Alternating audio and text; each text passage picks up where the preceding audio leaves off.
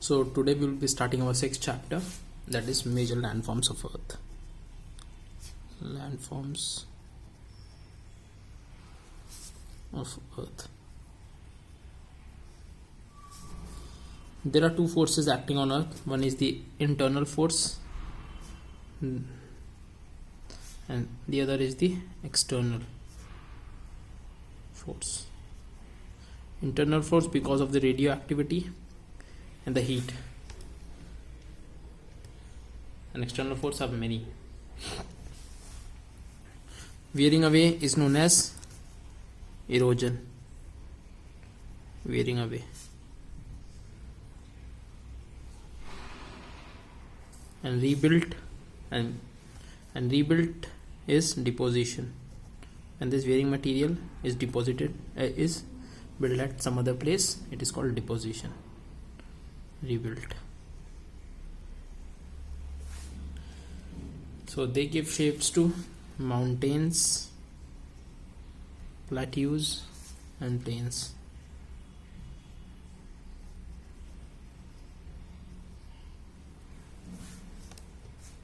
What is a mountain? It is just like this, a natural elevation from the surface of the earth. Natural elevation from the normal surface of the earth, higher than the surrounding area. And mountains contain glaciers that are frozen ice, that are a source of fresh water.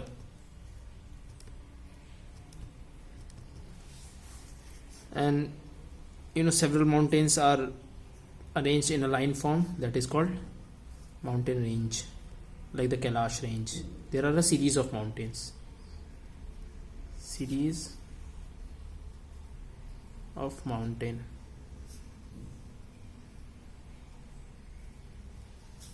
Three types. There are three types.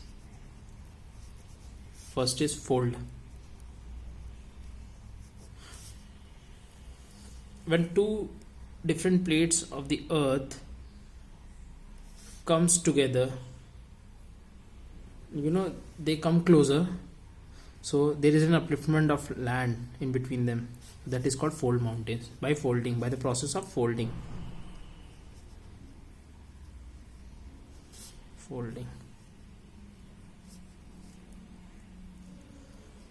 Himalayas and Alps are the folding mountains.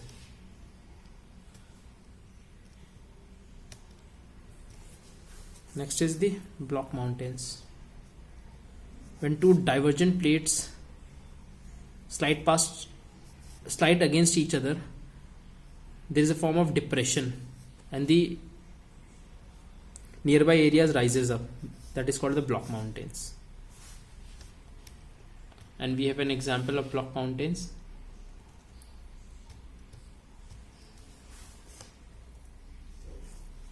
Europe.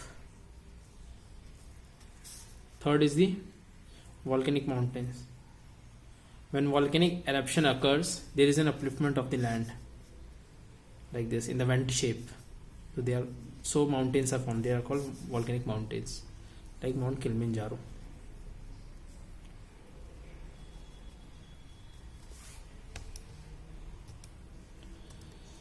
Mountains have a rich flora and fauna.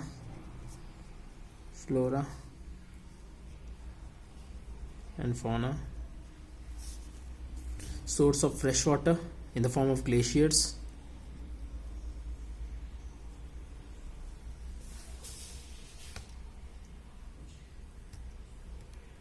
Now comes our next chapter, next topic, plateaus. It is a elevated flatland.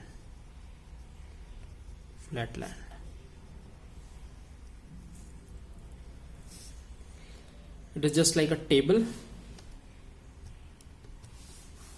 For example, Deccan plateaus. African plateau.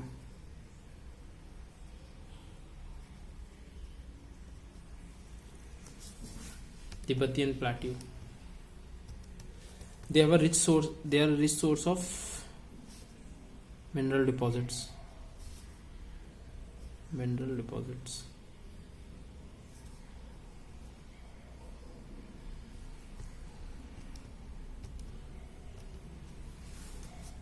Now plains. Rivers, as we all know, rivers originate from mountains. They cut through the mountains and in a turbulent form, and they carry sediments. So these sediments will be deposited at another place. So where these sediments are deposits, they form a fertile land. They form a fertile land, which are called plain. We can say it is a flat land. The Indo-Gangetic plain they are an example of it. They are a good source of, they are good for agriculture, construction, and as we all know, plains are made by the action of rivers, so water availability is there. Water availability.